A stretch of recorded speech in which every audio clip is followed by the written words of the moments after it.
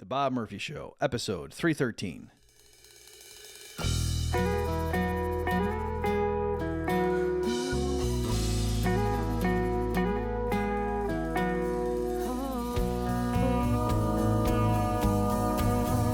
There's a tidal wave coming.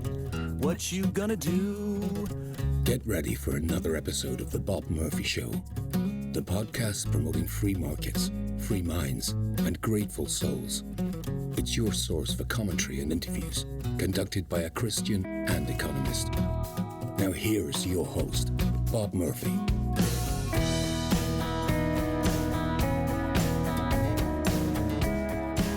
Hey everybody, welcome back to the Bob Murphy Show. Today I'm going to be speaking again with David Ramsay Steele. Last time he was on was to talk about his then forthcoming collection of essays, and we spent a lot of time talking about the Kennedy assassination, so you might remember that one. But now he's back. His new volume is called The Conquistador with His Pants Down, David Ramsay Steele's legendary Lost Lectures. And so that title is coming from the title of one of the selections in the book. And what we're going to talk about in this episode that you're about to listen to is three of the essays in particular. One is on atheism, but it has to do more with the spirit world. And does that even make sense to say, could things exist in a different dimension, and how would they interact with our world, that sort of thing. Then a fascinating discussion of Orwell that takes up, I think, probably most of the discussion, because David is an expert on Orwell. He's written a whole book on him. And then at the tail end, we talk about his chapter on Jordan Peterson. Let me just read a little bit from the author description at the publisher website for his latest book. As an author, Dr. Steele is admired for his iconoclastic study of George Orwell's thinking in Orwell, Your Orwell, A Worldview on the Slab, 2017, praised by Yuri Maltsev as, quote, absolutely dazzling. His popular exposition of atheism, called Atheism Explained, From Folly to Philosophy, 2008, not only admired by atheists, but also frequently praised by believers for its fair-mindedness. And his demonstration of the practical impossibility of Marxian socialism in From Marx to Mises, 1992.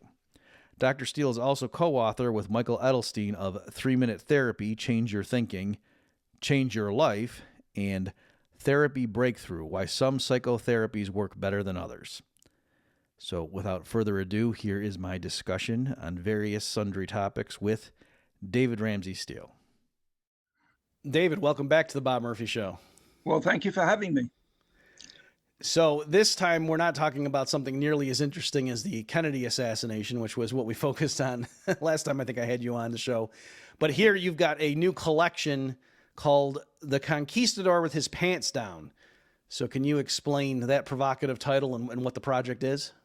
Well, just like the previous book, The Mystery of Fascism, the title of the volume takes its name from the title of one of the chapters. So the chapter on Sigmund Freud is entitled "The Conquistador with His Pants Down." It's actually one of the few chapters in this book which is reprinted from an earlier publication, and that was a book which I did with Michael Edelstein called Therapy Breakthrough. Sigmund Freud wrote to his friend Wilhelm Fliess, "I'm not a scientist, I'm not an investigator, I'm a conquistador." So that's where I took that from. And the subtitle, just for the people who haven't seen it, says David Ramsay Steele's legendary Lost Lectures. So what does that mean? Like, where are these coming from? Like, are these actual lectures you gave, or? Most of the chapters in the book are based on talks I've given. Okay. I mean, this is actually true of most of my published articles. I usually give talks, and then they take the form, a written form, and get published as a chapter or in a book or something like that. Okay, great. So as we discussed before, I think probably to intrigue people, but also to provide a good little, episode here for what we will talk about. just delving into three in particular, and then depending on the clock, and maybe we'll talk about other things. But I think just jumping right in. So I'm looking here at selection number 4 called "Some Second Thoughts on Atheism," and just to kind of get us going here, you've got this provocative statement: "We are atheists only, or mainly, because we are pneumatists, not the other way around." So do you want to explain that term that you coined and what you mean by that? Yeah, this is something I've been aware of for some years, but it struck me very forcefully recently for some reason that most people who want to talk about God and argue that we need a God or there is a God or something like that, they make that the center of their belief system. But actually, it's a very subordinate element. What is much more fundamental is whether we believe in spirits. There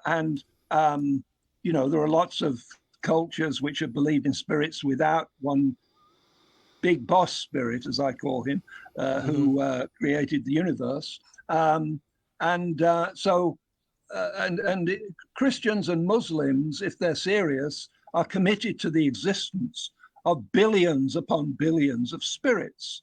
Not only do they believe that every human being is a spirit and an immortal spirit, but they also believe in angels, archangels, Nephilim, demons. There's a whole battery or army of spirits out there. So to me, as an atheist, it's fundamental that there are no spirits, and once you agree that there are a lot of spirits, how they organize their own social arrangements, whether there is a big dictator who is boss of all the others, or whether they have a kind of anarchy or as you might think if you believed in the Japanese folk religion, or however you think they're organized. That's a sort of very different kind of question, where to me it's very fundamental that there are no spirits.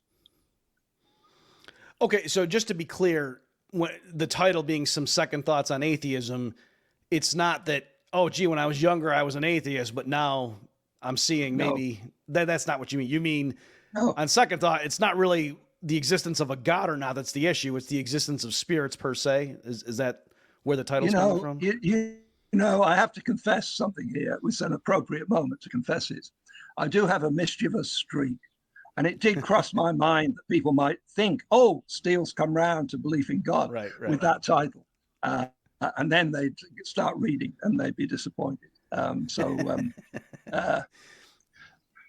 Okay, so just to clarify for the listeners, though, yes.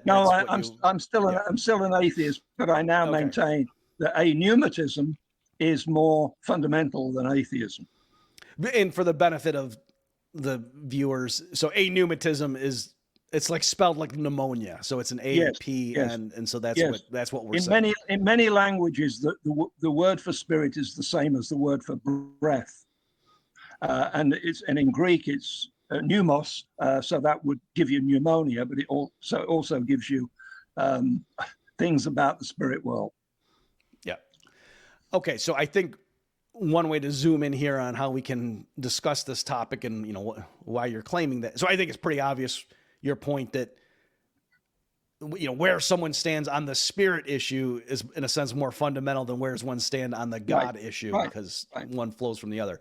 Okay, and so you say here, I deny that there are ghosts or any other kind of spirits. Why? I suppose the quickest answer is that there's no way to detect them or any of their effects. So do you want to elaborate on that? Yes. I've actually in my younger days, I once used to go on ghost hunts with a group of people who were looking for supernatural manifestations, and they would take. In those days, the recording equipment was they had tape recorders, and that was about it, And we went to places that were supposed to be haunted, and it was like every creaking board or rattling window pane, people would say, what's that? What's that? Full of excitement that they might be stumbling upon evidence for a spirit world. But nothing happened that was ever very convincing. To me, this is a kind of parable of the human interest in the spirit world. You know, that you go to a haunted house, you set up the equipment, and the better you make the equipment, the fewer manifestations of spirits you find. And if you keep on tightening up the criteria of observation, you eventually arrive at a point where there are no really good bits of evidence for any spirit manifestation. So to me, this is the world as it is. What we call the physical world is all there is. Okay, so if we could just dwell on that for a bit, just so I understand your position. Are you open? Because I could imagine someone being like a scientific materialist, sort of a priori, just saying, no matter what I observe, I don't believe in spirits per se. I don't care what I see, what sensory data we experience. I would try to explain that using rational methods and not by appeal to these invisible creatures or whatever. That's just goofy talk. Right.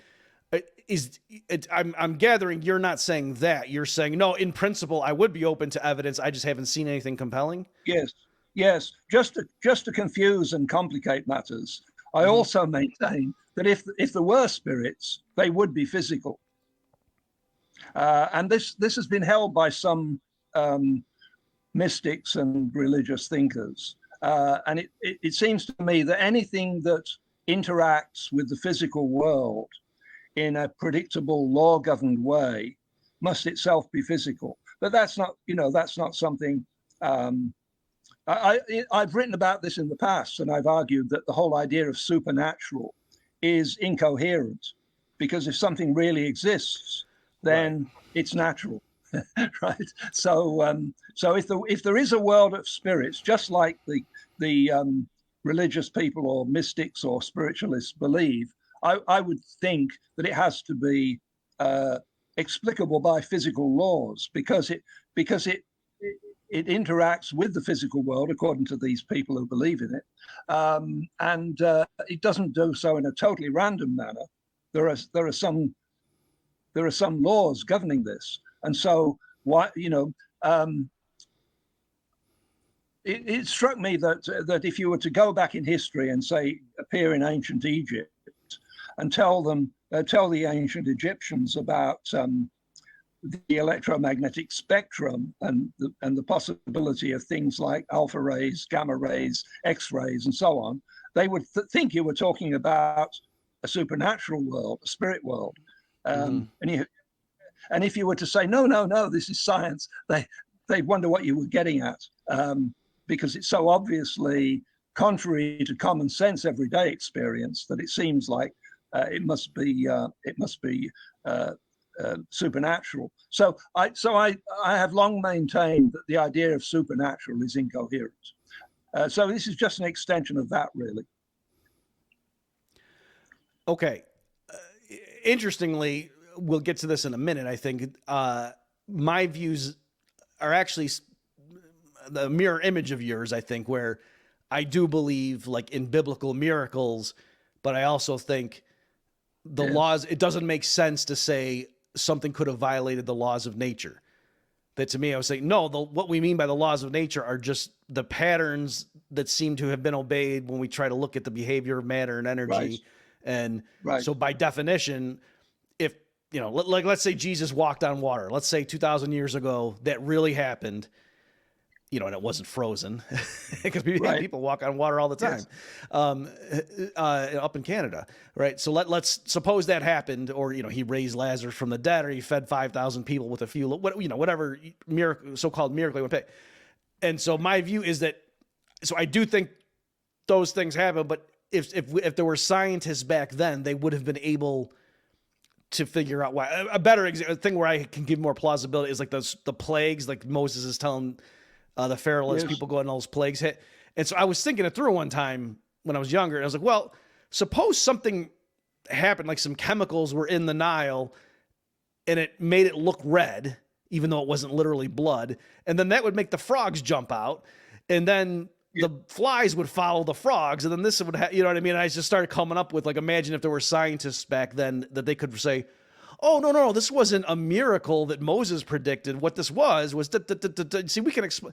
And my point would just be, well, yeah, if there really were a God who created the world and everything, you could study it from the ground and it would look like that, Right. and atoms would still be atomic and blah, blah, blah. So anyways, Yes. so I guess and that's, no pun intended, I was going to say in that spirit,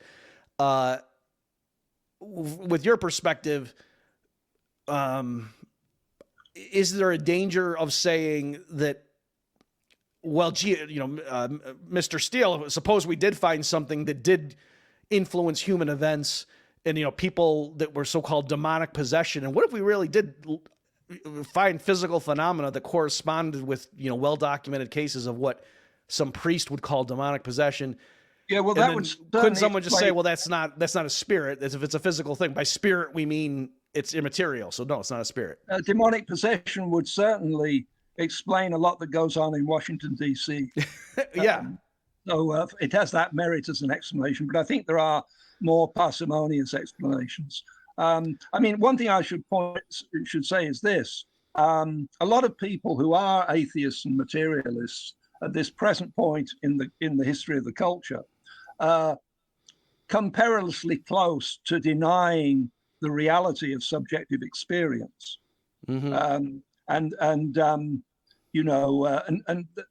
to me, that's quite ridiculous. Obviously, what we call the phenomenological world, the world of subjective experience, does exist. Now, I would say that it's an emanation, so to speak, of the physical world. In other words, if you get a brain and it's in working order and certain conditions are fulfilled, then it produces subjective experience. Which is the way it seems to the conscious person who has that brain. A lot of the nonsense that we hear about artificial intelligence, the whole idea that computer programs could ever attain consciousness and or think or even feel or have wishes and intentions, this is absolute nonsense. And it comes about because we're all haunted, to use a spiritualistic analogy, we're haunted by the ghost of behaviorism. This completely dotty idea that you can explain human behavior without reference to human motives and human feelings and human purposes. I think that is an error which many atheists and materialists are susceptible to. Okay, so you've got an interesting I don't go into that in this book, though. Right. I mean, right. So that's what I'd like to tease out here for a minute, because you have an interesting combination of views. Okay, so one thing I was going to ask you, and I do want to circle back to the AI stuff, but let me just first ask this. When you say, or implicit in your statement there is, so the reason I don't believe in spirits right now is because I'm looking around and I don't see any compelling evidence that they exist. Like, what's their impact on the physical world? Mm-hmm. I don't see any.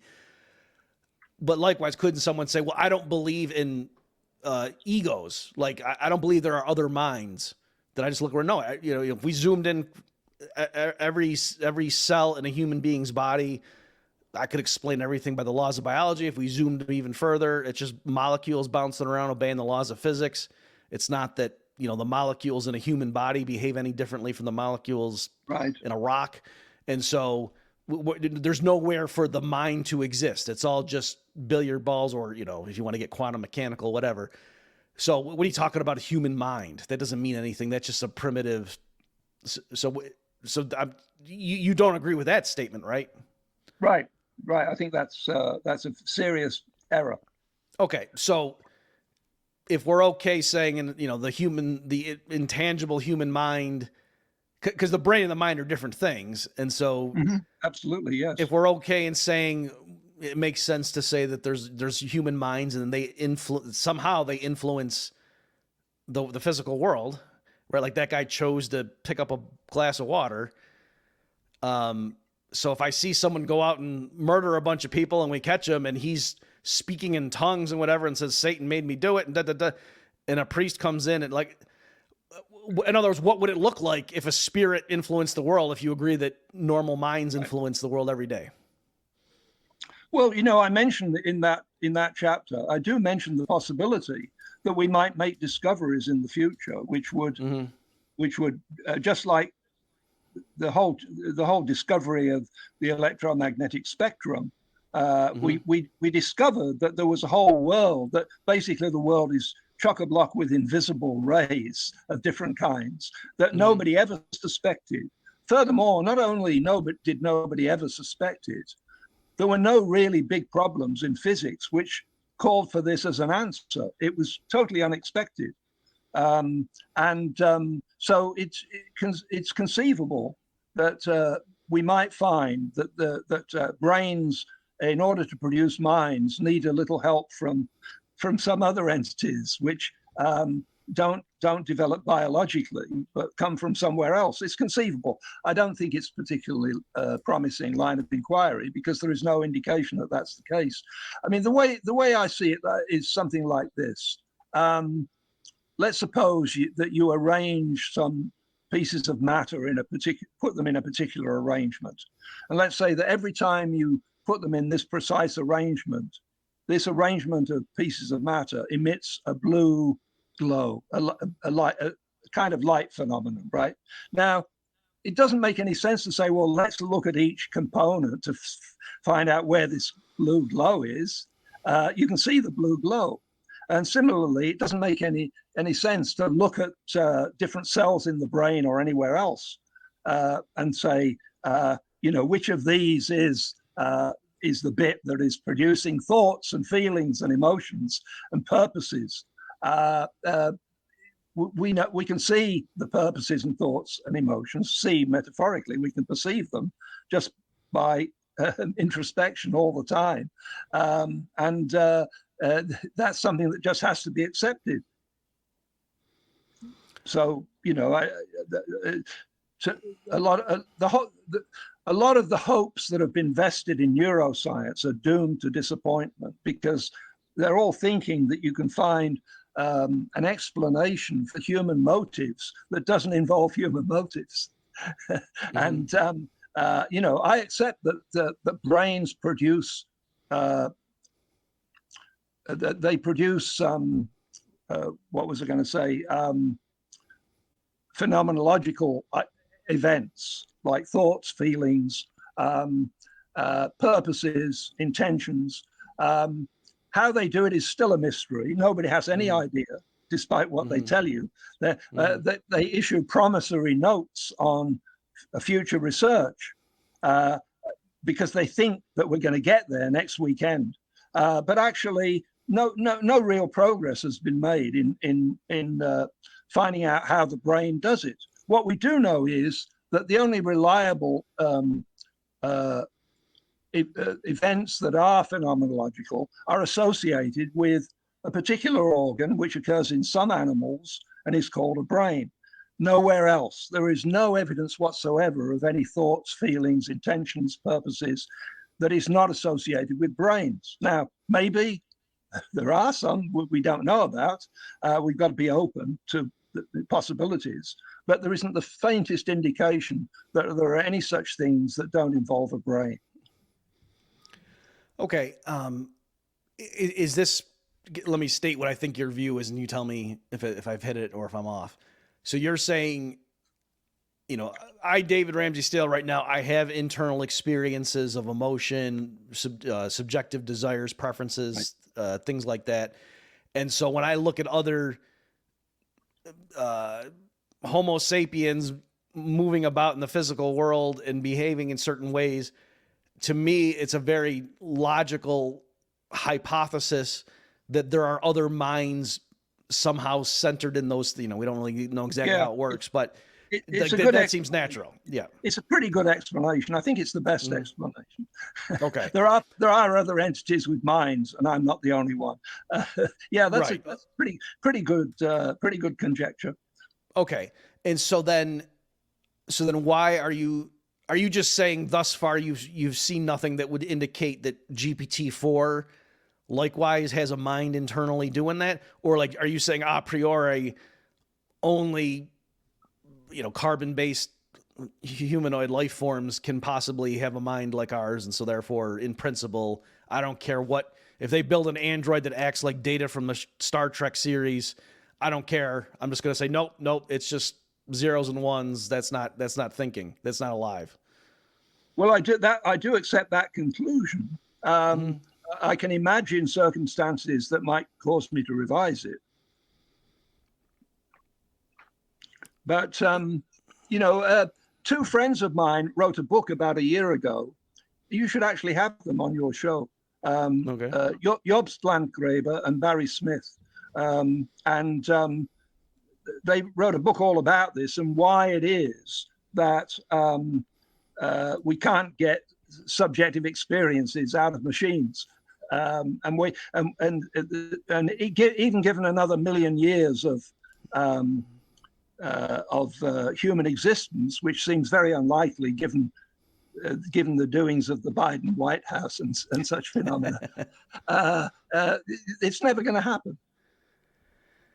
So let me ask one further on this, and then we can move on to other things. So it's just interesting, like I say, because I know plenty of theists, in particular Christians, who think all the hype over GPT-4 is out, but because they think, humans have souls. That's what makes them special, whereas these machines are mere machines. But if you're saying you don't believe in the spirit realm and what you see is what you get, sort of, and it's the physical stuff that gives rise to the internal subjective experiences, it just seems odd that you seem like you believe there's a pretty qualitative roadblock between, a silicon-based thing becoming self-aware. I forget the exact number of neurons in the human brain. It's something like hang on, I have to get that. Okay. I don't mean get it. I just mean turn it off. Something like 100 billion neurons in the human brain, and very little is understood about their interaction.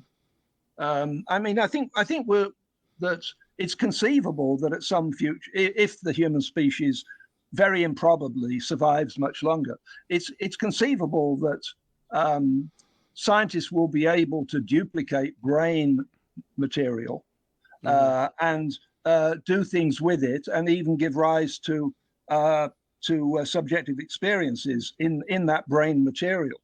I think it's very unlikely that. You see, it's not going to take the form of something that can be reduced to code, because what can be reduced to code is a very, very narrow slice of the mathematical world. It doesn't cover much of the of the world viewed mathematically.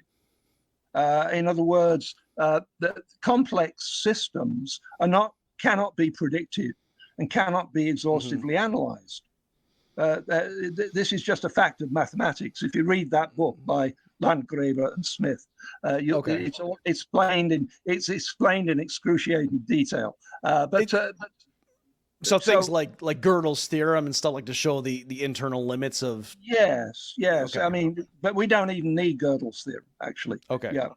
Yeah. Okay. All right. Yeah, I jotted that down. I will definitely follow up on that. Yeah. The name of their book, it says it all. If I could just think of it, it's something like why machines will never rule the world. That's the title. I've heard of that. Yep. Yeah. Okay. All right. I'm jotting a note. And that actually, I don't have as much mathematics as they do, and I was certainly not claiming that I was on the verge of discovering this myself, but I have been moving in that direction. My previous collection of books, of chapters, it had my explanation of why we're not living in a simulation. Mm-hmm. And many of the errors that people like Scott, what's his name, Scott Adams, and some of these neuroscientists or philosophers of neuroscience, they're not real neuroscientists. Some of the things they say, I take apart in that article, and so I've been moving in this direction. And also, if you just read if you read aspects of modern philosophy like the Chinese room debate. So I read the Chinese room debate. You know about that? You know, where Is that John from Searle? Yeah, John Searle. Yeah, I mean, it's pretty clear that he's give a few dotting I's and crossing T's. He's basically right in what he says, and so you know that sort of excludes a lot of nonsense that people come out with when they get intoxicated with thoughts about AI. Well, so yes, I'm familiar with Searle's Chinese room argument. What's interesting too is did you ever read Daniel Dennett's Consciousness Explained? Yes, which, as everybody points out, should be consciousness explained away, because he denies the existence of consciousness. Now, he calls it like a user illusion, which raises the question of who's it fooling. That's an interesting idea, that consciousness is an illusion. Because what is an illusion, if not an entity, an experience, an episode in consciousness? You know, the whole thing is totally incoherent. And as I say, we're haunted by the ghosts of behaviorism. What's interesting though in that, and I have to go find it again and look it up, but I remember, you know, I read it I think I was an undergrad, if the timing makes sense, and there was a part in there where where people were talking about the Turing test, and you know, and I was really into programming computers when I was younger, and I knew at that point like just how crude they were, and he had a thing saying, oh yes, but I think he was even referring to the Chinese room or arguments along those lines. And he said, okay, but what if there were a computer program that could have a conversation with you like this? And he just went back and forth with it like a few pages in the book. And what's funny is I want to go look, because I remember at the time reading that and thinking, oh yeah, if computers could ever get to that point, that would be something. But I thought, you know, I'm not going to see that in my lifetime. And actually, I think GPT-4 has a better, quote, conversation with you than what he put in his book as an example of, oh, well, this would pass the Turing test, wouldn't it? And it's just, and the reader probably just thought, okay, yeah, but we'll never have a computer that does that. So anyway, it was just, that doesn't mean you're wrong, obviously, because you disagree with this whole framework, but I'm just saying it is interesting. I think if people look that up, they would see that what he was throwing down is clearly if the machines could ever do this, we'd have to throw in the towel. That, you know, I think GPT-4 already does that. Okay, so let me, with the interest of time here, move on. So essay 5 in this collection is Cold Comfort for Pacifists. And so there's a little play on words there. Do you want to explain where that title's coming from? Yes. It refers to a debate that went on in, I think, 1942. So it's in the middle of the Second World War. Or if you're British, it's in the middle of the Second World War. Yeah. If you're American, it's right near the beginning of the Second World War. So this was a debate between Alex Comfort and George Orwell, who at that time were not very well known. Later on, they both became extremely well known. George Orwell became extremely well known because of Animal Farm in 1984. Alex Comfort became extremely well known because of The Joy of Sex. And that was long after Orwell was dead. But in 1942, they were discussing what to do about whether to support Britain in its war against Germany that was going on at that time. And Orwell, after having been a sort of opponent of the war before it happened, but everybody knew it was coming, he switched very suddenly at the end of August 1939 and became a very, very enthusiastic supporter of the war, and spent a lot of time attacking the views that he had recently held without usually mentioning that he'd recently held those views. So it's a debate about what to do about the war between Britain and Germany, and it raises a lot of interesting issues. And one thing that struck me that I mentioned in that, it's just a review of a book about this topic, is that when people talk about issues like pacifism, they tend to leave the realm of practical politics and everyday reality and take everything to a very abstract realm where it doesn't have much practical application. And in this case, the actual circumstances were that Britain could do one of two things after the fall of France and the German occupation of Paris. Britain could have negotiated a compromise peace with Hitler and ended the war right there. Or Britain could say, no, even though we're now alone, we're going to pursue this and we're going to continue in a state of war with Germany. And of course, we all know they chose the second option. And if you look at all the circumstances, it's incredibly unlikely that anything else could have happened, actually, given the state of public opinion in Britain and so on. But it's interesting that Alex Comfort was an anarcho-pacifist. And these anarcho-pacifists, it was a very popular view among a certain group of middle-class intellectuals in the 30s and 40s. What can you say about it? They didn't want to dirty their hands with politics, and so they didn't want to advocate a negotiated peace with Hitler. But this is the only practical application you can think of what they were saying. So I just briefly look at some of the incongruities and paradoxes in the position that they took. Can I ask you, David, meaning where they're coming from, to say, hey, we don't even think the British government should exist, and so right. I don't want to endorse the British government negotiating with Hitler's Germany. But we also don't want, bombers going and dropping bombs on German cities. Is that the kind of thing they're saying? Yeah. I think you can make a very good case that, especially now, because we know all about the horrors of Soviet communism as it was inflicted on half of Europe after 1945. You can make a very good case that it would have been better if Britain had negotiated a peace deal with Hitler. Now I can hear the spirit of Victoria Newland saying, but Hitler would have continued and would have, but that I don't think that's true. I think Hitler. But you're an anumatist. No, you can't hear her spirit. Yeah, right. Exactly. So I dismissed evil spirits like Victoria Newland.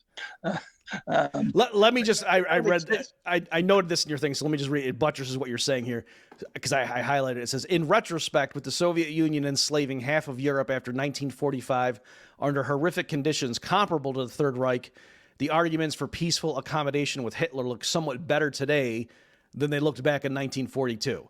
So I liked how you took that, in many circles, and you say, with respect also to some who are no longer with us, that would be a very provocative thing. Mr. Steele, how can you say that Hitler? But your point is, well, what Stalin did was not too nice either. Right, exactly. Okay, so I think I interrupted you in midstream there. So Comfort's and the anarcho-pacifists, was it the very act of the British government negotiating and just politics in general is that's icky and dirty, and there's no right way to do politics, so let's just avoid it? Was that their stance? I think so, yes. I mean maybe some of them would say that was unfair, but it seems to me that captures an aspect of the way they thought and related to the world. Yes.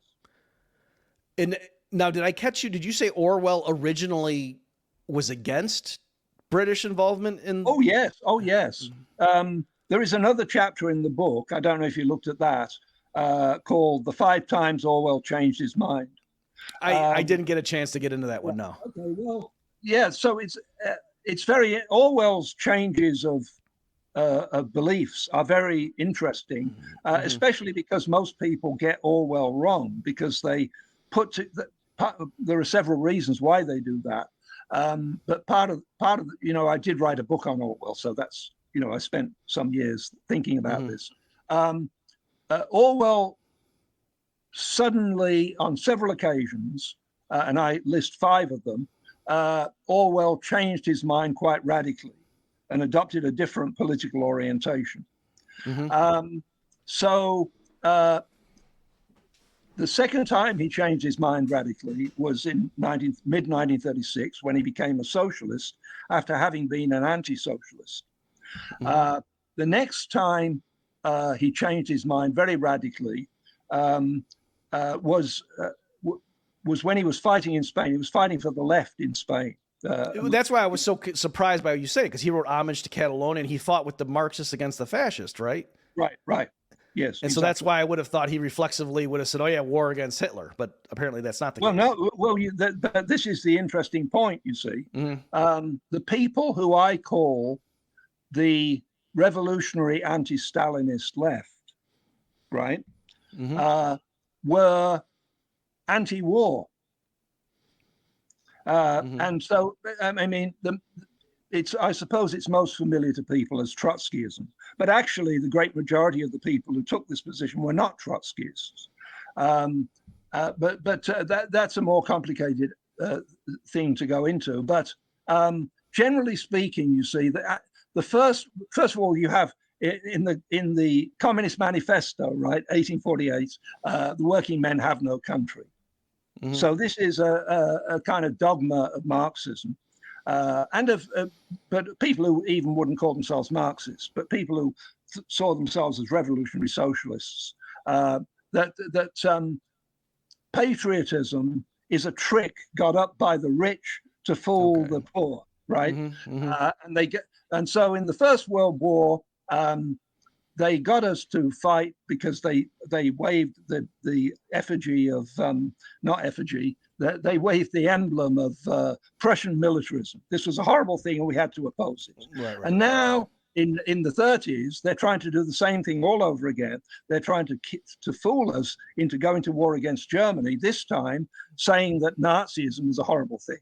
Okay, right? And that's good for the arms manufacturers, but not for the working man. You've got it. Yes. So the revolutionary anti-Stalinist left, including the Trotskyists, but including the ILP, which was I can't explain it quickly, but it was a fairly small British political party with a rich history, which still carried a lot of weight in left-wing circles, and which was, even though small, it was actually bigger than the Communist Party, for example, the British Communist Party.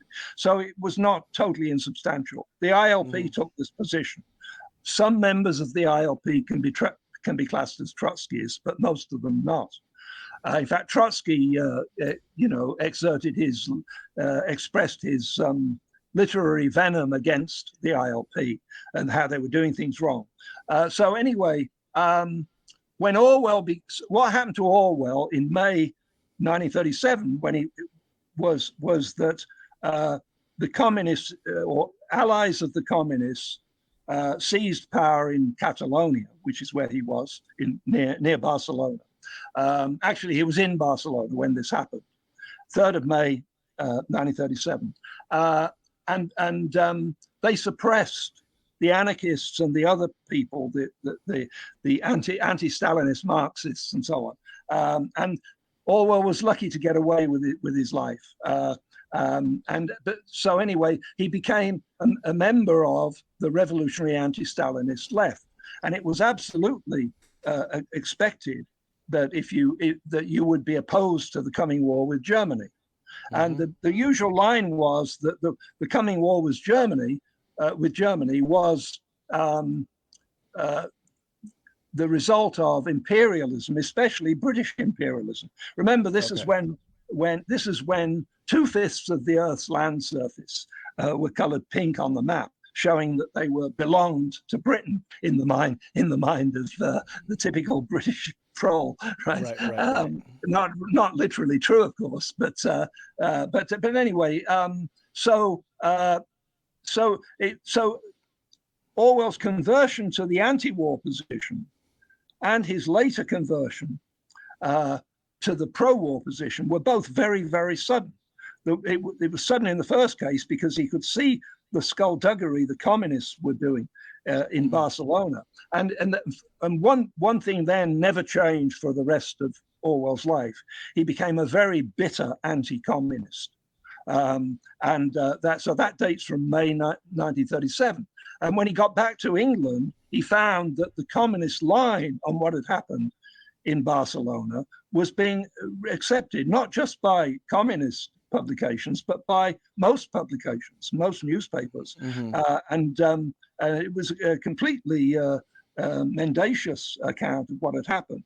So then... if I could just jump in for a second, because I remember reading in Homage to Catalonia how, I'm getting the details wrong, but like he and his comrades were out there fighting, and then the Marxists sitting back in the cafes writing up newsletters were just lying about these cowards on the front line, traitors, and he was just outraged, and like that was very eye-opening to him about what monsters these people were. And of course, Orwell was among the Marxists as well. Although Orwell always said he wasn't a Marxist, but he was actually fighting with a small political party that was only had any members at all to speak of in Barcelona. So anyway, I don't want to get into too complicated in this brief interview. But what happened then was that first of all, Orwell joined the ILP and explained why he had joined the ILP. And he was so anti-war, this was a coming expected war, he was so anti-war that he wrote to some friends saying, we've got to have an illegal underground operation to sabotage the war when it starts. So he was very, very anti-war. And then suddenly, and this would be August 22nd, I think it was, maybe a few days off, August 22nd, 1939, he had this sounds incredible, but this is his own account, right? He had a dream. And he woke up from this dream, and he doesn't say exactly what had happened in the dream, except that the war had started. And he knew, because of this dream, that he would support Britain, or as he always said, England, because he was really an old-fashioned kind of English person, that he would support Britain in the war against Germany. And he made it sound in that account as though it was like a burst of patriotism from out of the blue. But actually, there's evidence that he'd been accumulating doubts about the anti-war position for some time. And so he had this dream. He suddenly switched, if you believe his account, which I do, he switched from being anti-war to being pro-war in a few minutes on waking.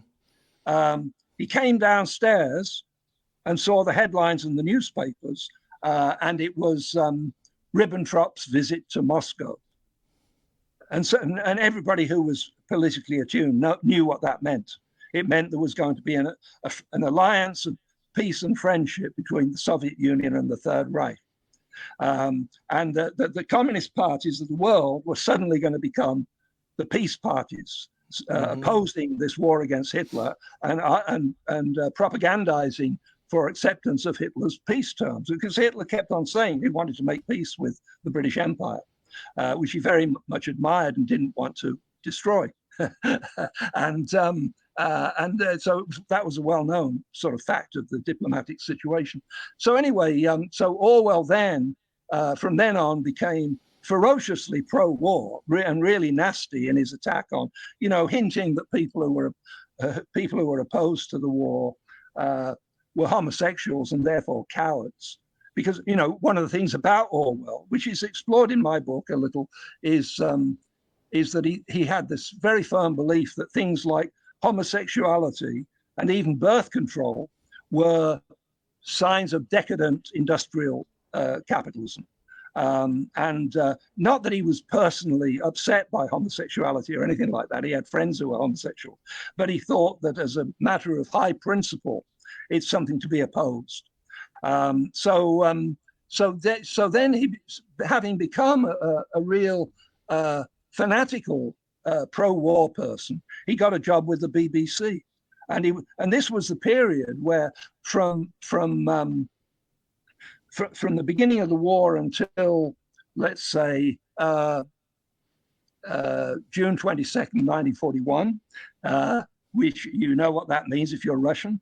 It means the beginning of the it means Operation Barbarossa, which is the beginning of the Great Patriotic War. Then there is a slight dissonance between Orwell, but that period in between those two dates was the period when he was most totally at home with the major segment of the British left, when they were all pro-war and socialists. And of course, after he'd become very pro-war, Orwell took the view that the only way that this war could be won was by having a socialist revolution in Britain. And he would actually say every time there was a German victory, and there were quite a few of those early on, he would say this is because they have socialism. Socialism will always beat capitalism in a war. I mean, this is a ridiculous position to take, of course, but I'm leaving aside my own reaction to it. This was his view that Germany is bound to win unless we can get a socialist revolution going in Britain, because a socialist country will always beat a capitalist country in a war, because it's so much more efficient, because everything's planned. They use their resources more effectively. They don't have a bunch of advertising budgets they're wasting when they're building tanks and whatever. Okay. Right. Okay, that's interesting. Because, of course, as you well know, Mises said the exact opposite, that no capitalist countries ever lost. And the only reason the Soviets did so well against the Nazis was because of Lend-Lease and all that stuff. So right. Well, the Soviets did get a lot of help from let's say, from people like Albert Hiss, who were manipulating people like FDR. Okay, so overall, what is your take on the Comfort-Orwell exchange? It was something I knew a bit about because I'd written this book on Orwell, and I just bring out a few points that people might overlook. I don't have a kind of a millenarian Armageddon type conclusion about it. I just think it's an interesting aspect of this anarcho-pacifism and Orwell's sort of left-wing pro-war position. Yeah, I think it's fascinating, especially for people who like Orwell for obvious reasons. Just for people who aren't as familiar with him, is it true to say that even though the experience like in Catalonia and so on like made him anti-communist, was he always socialist till the end, Orwell? Yes, he didn't. There's no evidence that every little scrap that Orwell wrote that has been recovered is collected in the 20 volumes of his complete works. The first 9 volumes are his 9 book-length works. And the other 11 volumes are very fat. They're each very fat. I've been over every line several times. There is no evidence that he ever had, he took this position that not only he took the position that collectivism, the abolition of capitalism, was inevitable and unstoppable, and it wasn't a matter for choice. And so he hoped that he could make the coming collectivism more democratic and more liberal, as he put it. But he occasionally expressed doubts about whether that was possible. And he just said, well, it's maybe the abolition of capitalism means the abolition of liberty, so yes, but there's right up to the end of his life, he wrote 1984. It came out in 1949. He died in January 1950. The last 12 months of his life, a little bit more, he was a very sick person in a sanitarium, and he could talk intelligently and reply to letters and things like that, but he couldn't undertake. In fact, the staff of the hospital took his typewriter away so that he wouldn't be tempted to get into any strenuous work. So he was just basically dying in that period. partly because of an injury, a long-term consequence of an injury he'd received in Spain, where a bullet went through his throat, and he survived, believe it or not, which is an incredible thing to happen. Yeah. It just missed everything that was truly vital and went through the front of his throat and out the back of his neck. And he managed to survive that, although he was hospitalized for a while. Yes, so there is no indication that he doubted this fixed view that capitalism was doomed. And the interesting thing, there are many interesting things about this. One is that Orwell knew absolutely nothing about subjects like economics and industrial organization. I mean, absolutely nothing. And yet it was on the basis of what had supposedly been demonstrated by these disciplines, economics and industrial organization, that he felt sure, because all the people, when he went to like Fabian weekend schools and things like that, Fabian Society weekend schools, all these leftist things that he took part in, all these very well-qualified economists were saying capitalism can't survive. It's in its death agony. It's in its last throes.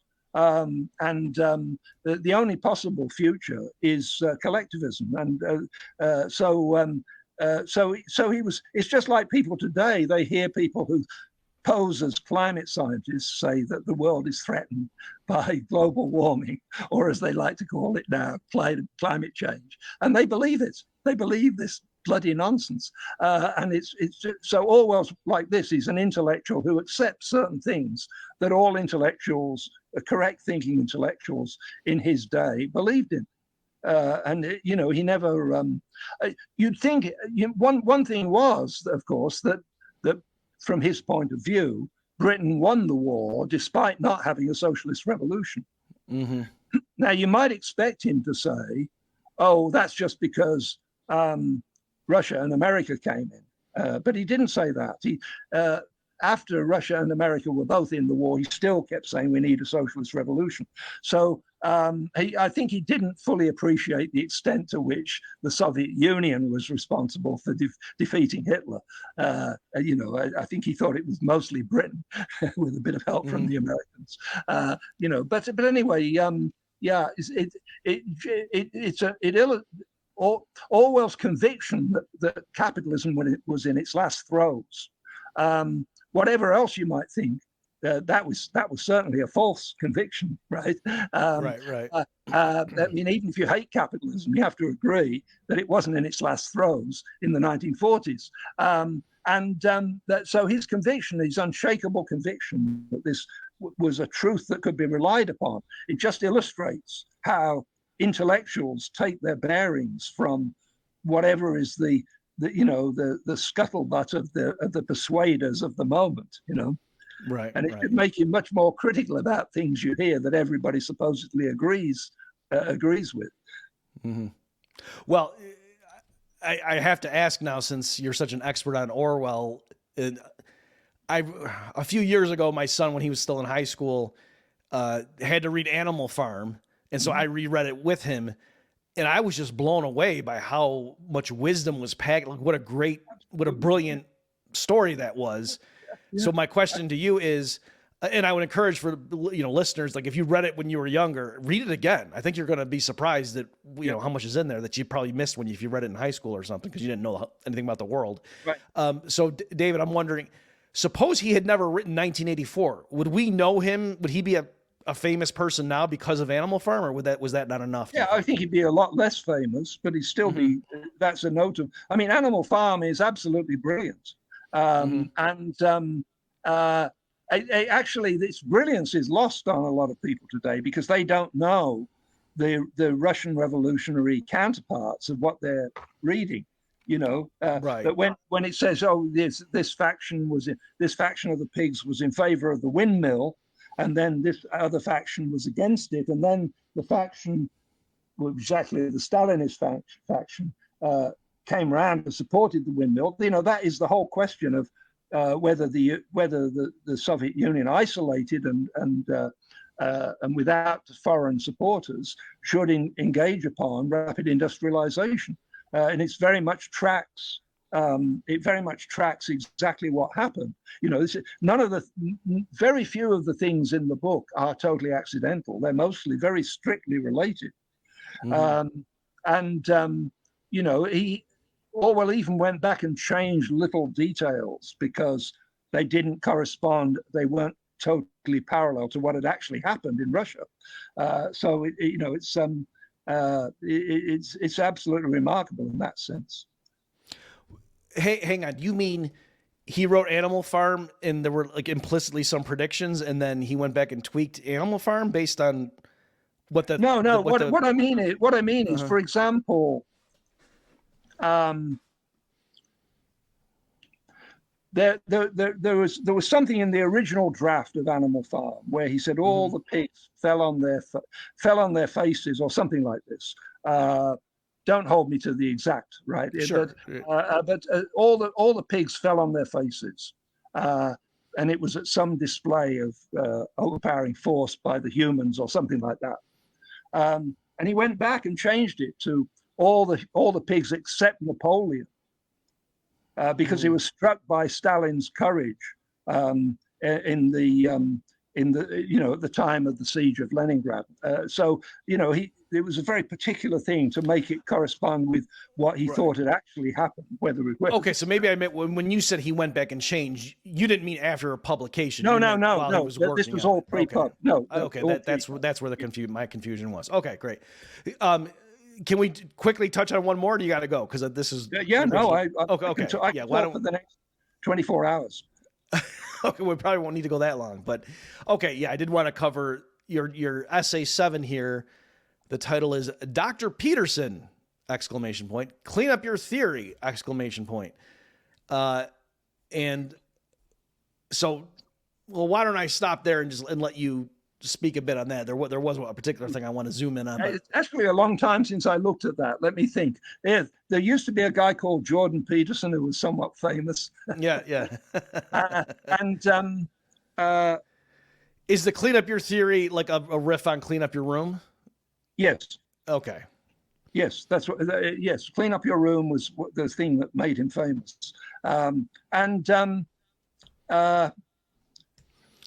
here, let me read the thing I want you to, because to give you a little more. Go on. Yeah. Okay, so you're going through this and you talk about, and then at one point you say, Peterson has stated that he didn't understand the story of Adam and Eve until he read Paradise Lost. This remark reveals a couple of things about Peterson's presuppositions. So I'll just read a little bit for the listeners and also to jog your memory here. So first, it assumes that the story of Adam and Eve had one specific meaning, which is other than that it actually happened. Peterson agrees that it didn't.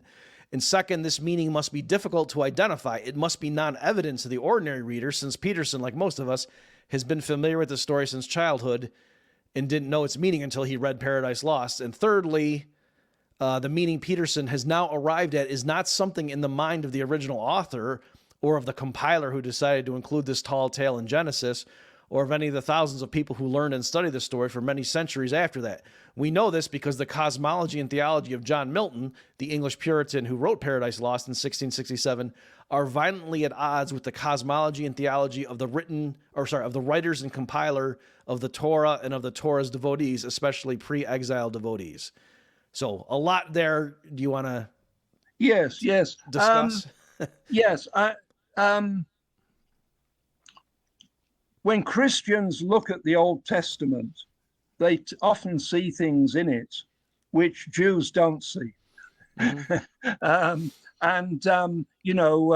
Like we see Jesus everywhere. Hey, that's Jesus. That's Jesus. Right. Well, Jesus. But apart from that, right. Basically, the God of the Old Testament is a God who created good and evil, consciously and deliberately. The Christian God, influenced, I think, by Zoroastrianism, is a dualist. There is God, who is good, and there is the devil, who is evil. And the devil, they take a verse in Isaiah which doesn't have anything to do with a rebel angel, and they turn it into a statement about the Christians do. a rebel angel. So it's this idea of Lucifer, which is actually, this is about the replacement of the Second Babylonian Empire by the Persian Empire. It's got nothing to do with a rebel angel. And Lucifer, and the Christians translate it into Latin, Lucifer, which means light bringer. And so you get this whole Christian idea of the devil, who is the prince of evil and has millions of demons at his command. And that's something that's very alien to Judaism. One thing that's noticeable, I had a Christian upbringing and became very familiar with the New Testament and slightly familiar with the Old Testament. And one thing that's very noticeable is that if you read the Gospels, the four canonical Gospels, they're full of stuff about demons, evil demons possessing people. Mm-hmm. You don't find this in the Old Testament. You just don't find it. It's around it's around every corner. Yeah, right. Every street corner you walk around it, and there's another demon doing stuff. And Christians have this idea of the devil, and this is really alien to Judaism. Judaism has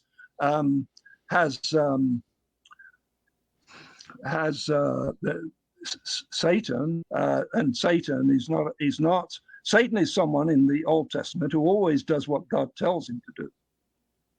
Always.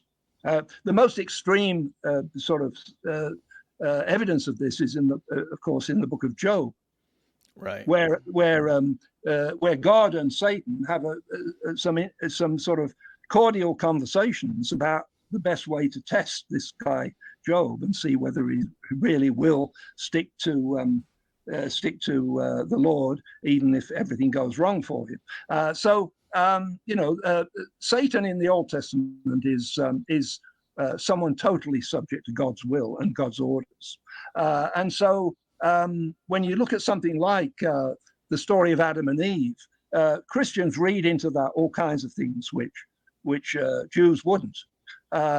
So that was the point I was getting at there. Now, coming back to Jordan Peterson,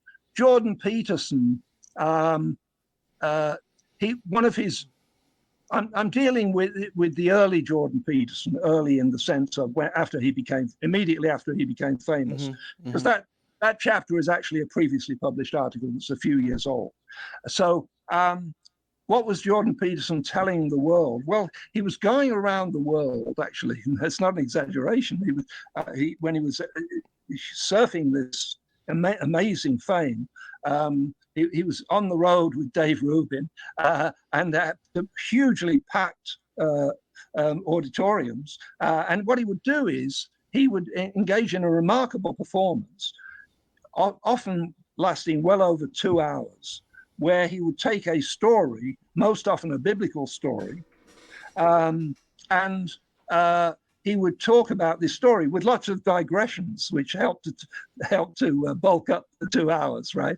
But still, and so he would explain what these stories meant. So Peterson put forward the idea there are these stories that may be familiar to us, or that even if they're not familiar to us, they're easily available and we can read them, and we can learn a lot from these stories. And what I'm trying to show, I mean, in that article, I show that Peterson's ideas, as they were in those few years, right, are totally ignorant and unsupported by any real knowledge of the subjects he's talking about. Certainly, all his views on prehistory and things like that are very uninformed. And he doesn't know much about philosophy, but he talks as though he does. So he's got this, and it's a Jungian idea. He thought that Jung's theory of archetypes was vital, although exactly why it's vital is a bit of a mystery. I think there's a bit of a mystery there because Jung had this idea that there are archetypes, or in other words, patterns, which recur in all cultures, and it's very important to Jung that these are not cultural products. They're inherent in human beings. It's part of what Jung called collective unconscious, and it exists genetically. Although that's not the term that Jung usually used, but that's what he clearly meant to imply. So we can unlock secrets of our unconscious mental development. So one of the things you have to understand about me is I'm a skeptic about the unconscious, whether Freudian or Jungian, right? Mm. So, but we can unlock these secrets, and we can do it by decoding these traditional stories, which most of the stories that Peterson uses are Bible stories. And I just argue, well, I argue a number of things.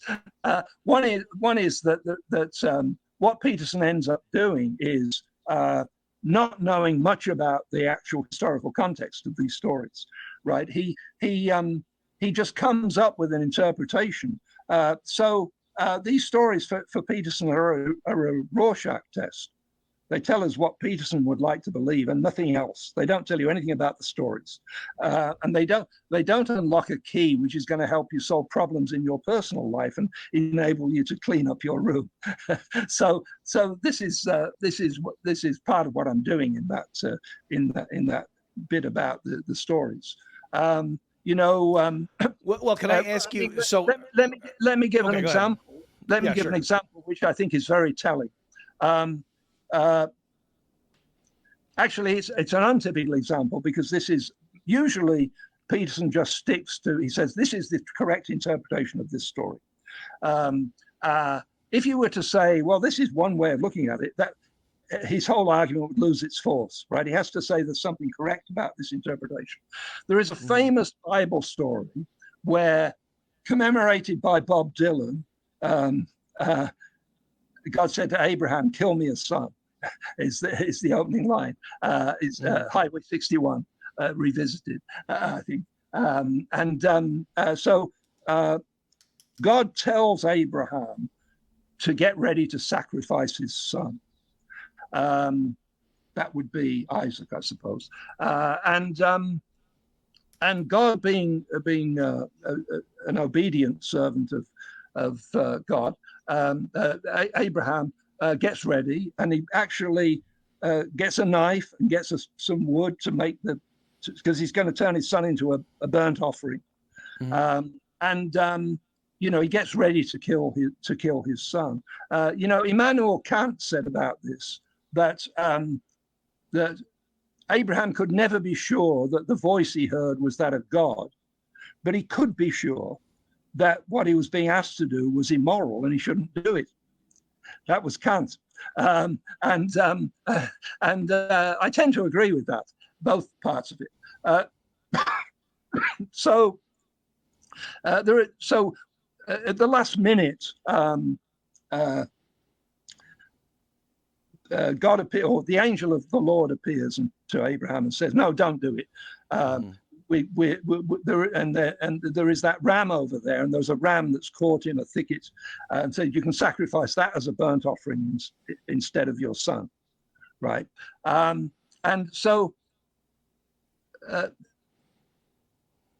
Peterson has, in two separate places, he has two totally different interpretations of this story, which is unusual. Usually there's just one interpretation in Peterson, and that's it.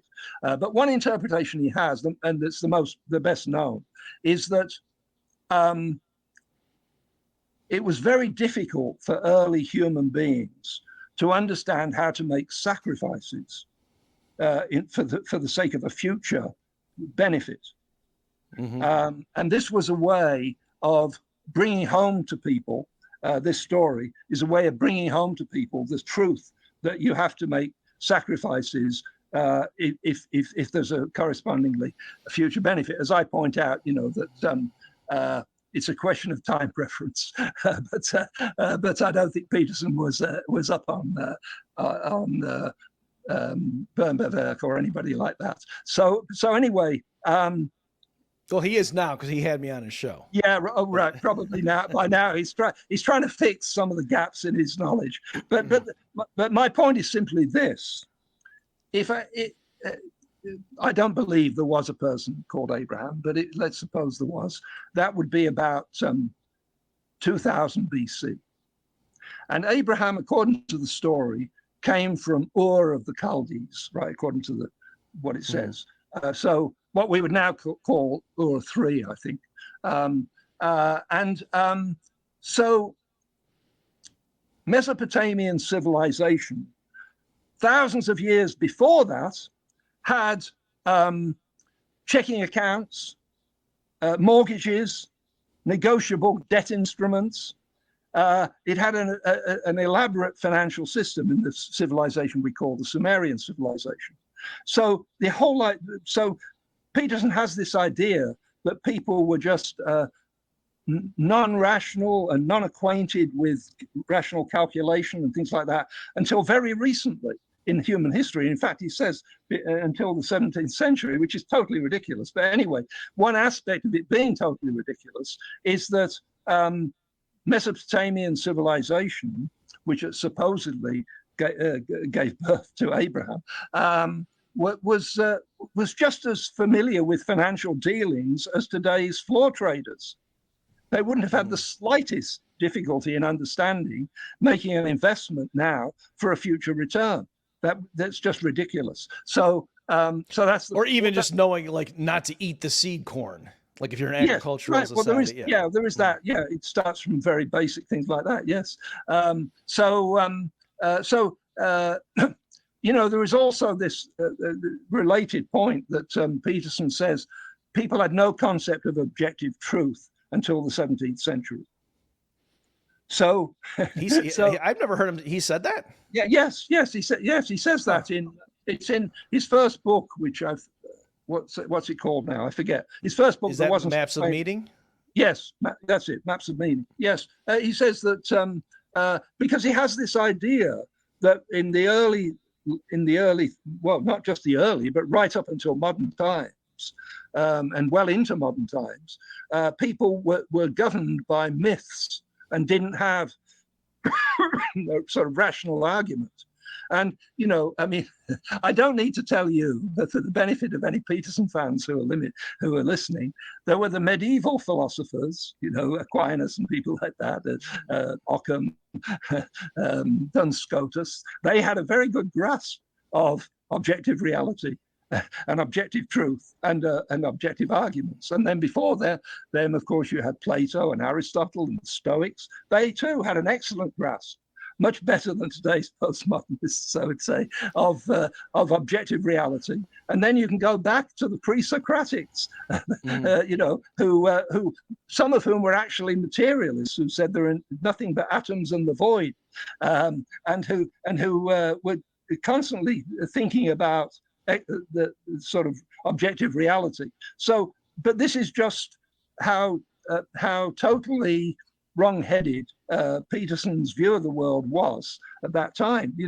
That he thought that that there was this, that for nearly all of human existence, people couldn't perform rational calculations, and they were just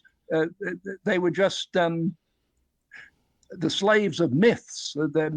Myths were what guided their thinking. And actually, I point out in that little chapter that myths presuppose knowledge of objective reality. You couldn't understand the myth of who's the guy who flew up to the sun? Icarus. You couldn't understand the myth of Icarus unless you knew something about things melting, things falling, the sun being hot, all these objective facts about the world. You have to understand them before you can make any sense of the story of Icarus. So his view of Peterson's view of the world is just hopeless and terribly uninformed. I should say, by the way, that in that I was picking on certain aspects of Peterson's thinking in that particular chapter, and actually, you might find this hard to credit. I actually think Peterson talks a lot of sense a lot of the time, and and basically what he says about wokeism coming from postmodern neo-Marxism, for example, I think is spot on. He's got that right, and there are all kinds of other things that he has correct, but they weren't the topic of that chapter I wrote. So I was really going after him at his weakest points.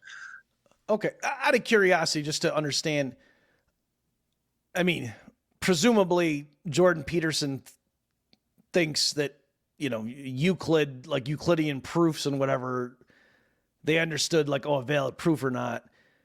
But are you saying it's, let me just give you examples. I've heard some Christians, when somebody will ask them like, well, what about, you know, the Genesis, how can you believe this stuff, the Genesis account? And I've heard some Christians say, well, no, see, back then in that culture, when they wrote down like origin myths and whatever, like they didn't think they were doing a history book the way we think of it today. Mm-hmm. Like, so they weren't lying. Like, so is that the kind of thing that you're saying that Peterson is attributing to them? Like to say, it's not that they thought 2 + 2 could equal anything you want, but more like to them, the distinction we're making between myth and history to somebody Peterson's claiming from 2000 BC, that distinction wouldn't be as crisp? Well, I'll have to remember that next time I make a deposition. Okay. No, but you see what you understand what I'm asking? No, are you saying that's what you are saying his view is, as opposed to like Galileo understood what objective truth was, presumably, like the concept? I mean, I think I'm not sure whether that captures everything that he got wrong. But I do think, you know, that it's characteristics of Peterson in the Maps of Meaning book and then the other 2 books that became bestsellers, that he lays down the law about subjects that he really is pretty ill-informed about. And actually, did you look at the last chapter in the book? Of this one? Yeah. No, I'm sorry. I didn't get a chance to get to it. Well, in the last chapter, at the beginning of the last chapter, I make this connection between Ayn Rand and Jordan Peterson. That the Ayn Rand movement of the 1960s has many points of contact with the Jordan Peterson movement 50 years later. Both movements appealed to young men, although the Peterson young men were a little bit older than the Randian young men. Both of them became viewed as right-wing.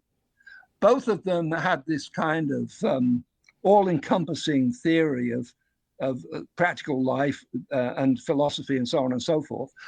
Both Ayn Rand and Jordan Peterson were ignoramuses who laid down the law about things they really knew nothing about. And I take it from there. And the connection, of course, one of that leads on to that chapter is that there is this philosopher called Stephen Hicks. And he is a bridge between the Ayn Rand movement and the Jordan Peterson movement, because he is a very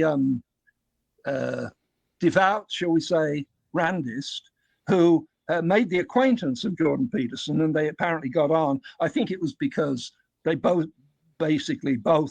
disliked postmodernism, which I agree with. Right. I agree with them. I mean, you know, I don't like postmodernism either.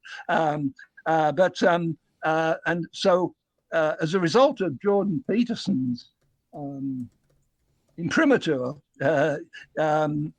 Hicks's book on postmodernism has sold extremely well, so. As you might expect, Hicks's book is all about how all the evils of the world are due to Immanuel Kant. So that last chapter is about all the things that Hicks gets wrong about Immanuel Kant, and how, in fact, Immanuel Kant was a libertarian or a classical liberal, and didn't hold any of the crazy views that Hicks attributes to him. So just as a point of reference for the listeners, so Stephen Hicks that you're talking about, I think, is the same guy that debated Thaddeus Russell at a Soho Forum debate about postmodernism. Yes, that Thaddeus Russell has been saying. That, actually. Yeah, but I can imagine it. Yeah, okay. But you're saying Hicks is a Randian? Yes. You're saying that Stephen, that I wouldn't have guessed that. I guess that surprises me. I'll have to go look into that. totally devout Randian. I mean, his book, it's called Explaining Postmodernism, is the title of his book, is pure Ayn Rand. And I don't think he did, and it's presented as such, I mean, it's not, I'm not saying anything. So I guess he's coming from, hey, if A is A, then that's why postmodernism is stupid. Like to boil it like that. Yeah, well, yeah, you see. I mean, it's more than that. That would take one. There's a lot more than that. I mean, the thing is, I personally don't have much sympathy with postmodernism.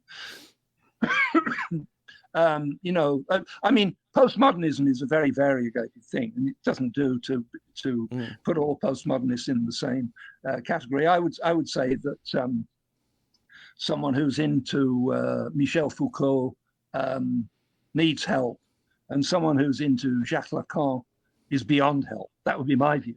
But anyway, Peterson has this idea that postmodernism is the culmination of Kant. And he thinks that because Ayn Rand told him that everything that's bad about the modern world is the culmination of Kant. Right? Okay. So basically, there are two things that the main thing is that Hicks is hung up on is the notion that Kant said that we can't know reality. Mm-hmm. Now, Kant didn't say that we can't know reality. That's just an elementary mistake about Kant. And I can tell you what Kant did. If anybody's interested, I can tell you what Kant did think, including areas where there is some controversy about what Kant thought. So the other thing would be that Kant is supposed, and this applies to all these Randists, that Kant believed in self-sacrifice as a moral good, because Rand thought that the ultimate moral precept was self-interest, and so the most evil thing you could be was a believer in self-sacrifice, which is the opposite of self-interest. And